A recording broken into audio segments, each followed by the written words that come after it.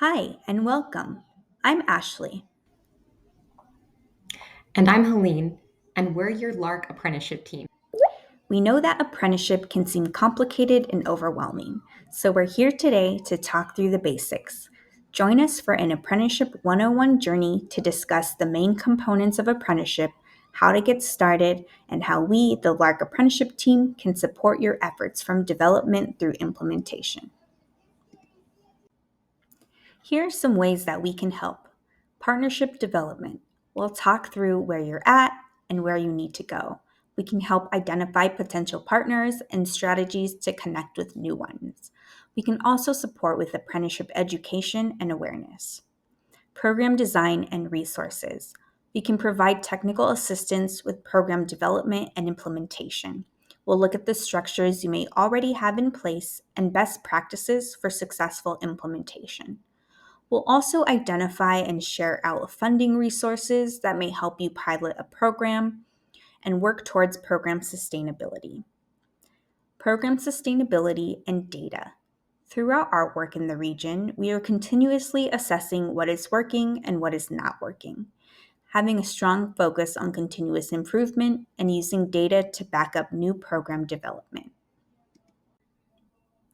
Apprenticeship is a training model that combines classroom instruction and on the job training. Apprentices are assigned a mentor who will guide them through a set of skills and competencies outlined in the approved apprenticeship standards. Through progress and participation, apprentices receive wage increases as defined by their employer. And upon program completion, apprentices may receive certificates of completion from the Division of Apprenticeship Standards and the Department of Labor Office of Apprenticeship, as well as any other aligned college certificates and/or degrees. When planning your apprenticeship program, it is crucial to identify who the key stakeholders are to help your program achieve success. Employers are listed here first because without them, an apprenticeship program cannot exist. Apprenticeship is employment. Local education agencies, or LEAs, develop and provide classroom instruction. Faculty are an important pillar, and having their buy in and support is critical. They play a vital role in designing and delivering coursework that aligns with industry needs. Apprenticeship should integrate within the academic curriculum so students receive relevant instruction and work experience. It is also important to have dedicated apprenticeship staff to support your apprenticeship program, such as a director, manager, and/or support team. It is also important to think about other key staff who can support a program. For example, counselors, job developers, career specialists, the financial aid office, admissions and records, and workforce and grants offices. Apprenticeship takes a village, and we really need to think about who's on our team. It may also be beneficial to think of other potential partners like workforce development boards, CBOs, or intermediaries who can support with case management, career readiness, and employer engagement and placement. Apprenticeship is employment. Without employers, we can't have an apprenticeship program. Employers, first and foremost, provide the opportunity for apprentices to take what they have learned in the classroom and put everything into practice on site.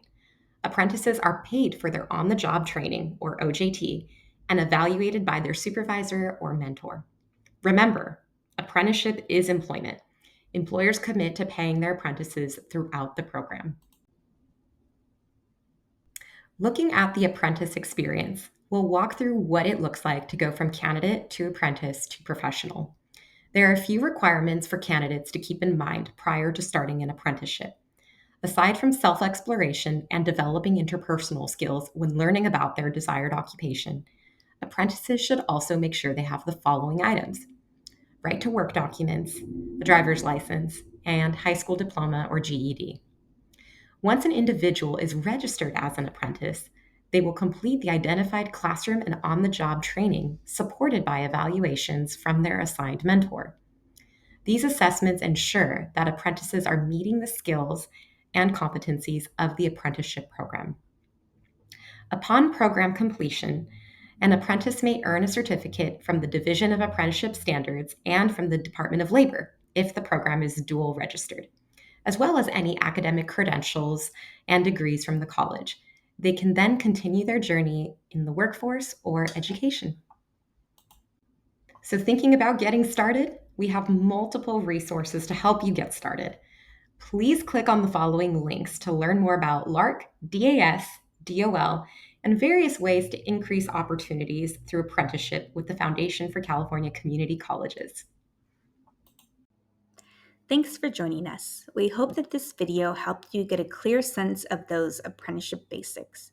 If you're ready to get started, here's our contact information. Reach out and we can set up a meeting to get your vision going. Remember, apprenticeship is a marathon, not a sprint, and we'll be with you every step of the way.